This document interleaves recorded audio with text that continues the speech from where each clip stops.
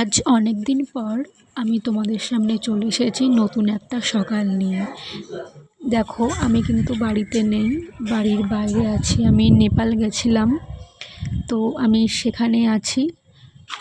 তো তোমাদেরকে দেখাই আমি কোন জায়গাতে আছি। দেখো, খুব সুন্দর এখানে বাগান, তার পরিবেশ, সকালবেলাটা খুব সুন্দর লাগছিল, তাই ভাবলাম যে তোমাদেরকেও দেখানো যাক। তো আমি কিছুদিন ধরে ভিডিও আপলোড করতে পারিনি, কারণ কিছু সমস্যার জন্য। সমস্যা বলতে তোমরা দেখতেই পাবে, মানে আমার কিছু প্রবলেমের জন্য আমি ভিডিও আপলোড করতে পারিনি। তো আমি আবার নতুন করে শুরু করছি, তোমরা আমার পাশে থেকো। এই আমার মায়ের কিছু সমস্যার জন্য বা নিজের কোনো নিজের কিছু সমস্যার জন্য তো আমি পারিনি। তো আমি আবার নতুন করে শুরু করছি। আমি নেপাল গেছিলাম মায়ের চোখ অপারেশনের জন্য। আজ আমার বাড়ি ফেরার দিন। দেখো, আমি সকালবেলা উঠে ফ্রেশ হয়ে নিয়ে তো এবার ব্যাগ গুছিয়ে নিব, কারণ আমাকে আজ বাড়ি ফিরতে হবে। দেখো, আমি এখানে ব্যাগটা গুছিয়ে নিচ্ছি। বলি যে আমার সকাল থেকে উঠে এত গাছান কেন, আমি তো বাড়িতে নেই। তো চলো তোমাদেরকে দেখাই আমি কেন ব্যাগটা গুছাচ্ছি। তোমাদেরকে প্রথমেই বললাম যে আমার মার চোখ অপারেশন হয়েছে। তো এই দেখো, এটা আমার মা, আর মায়ের চোখ অপারেশন হয়েছে, তো মা এখন ভালো আছে। তো এই যে দাঁড়িয়ে আছে বাইরে।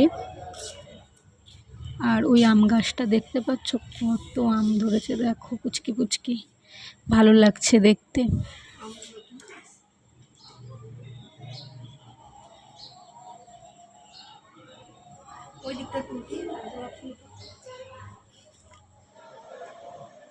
এবার আমি স্নান করে নেব, স্নান করে রেডি হয়ে চলে যাব স্টেশনের দিকে, কারণ আমাদের ট্রেনে করে বাড়ি ফিরতে হবে।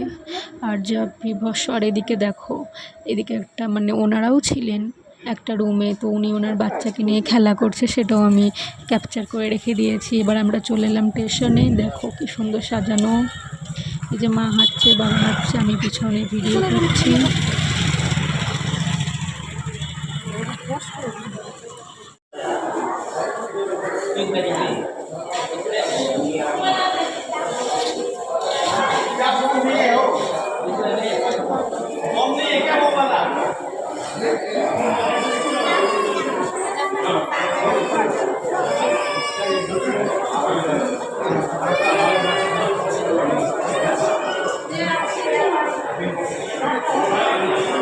বাইরে বীভৎস গরম ছিল, তার জন্য আমরা চলে এসেছি ওয়েটিং রুমে, কারণ আমাদের 3 ঘন্টা ট্রেন লেট ছিল। তো ওয়েটিং রুমে প্রচণ্ড গরম লাগছিলো, এসি চললেও খুব গরম লাগছিলো, কারণ অত বড় হল ঘরের মতো একটা ঘর। তো দুটো এসি ছিল, একটা এসি বন্ধ ছিল, একটা এসি চলছিল, তাও যেন ঘেমে যাচ্ছিলাম। তারপরে আমরা চলে গেছি ট্রেনে।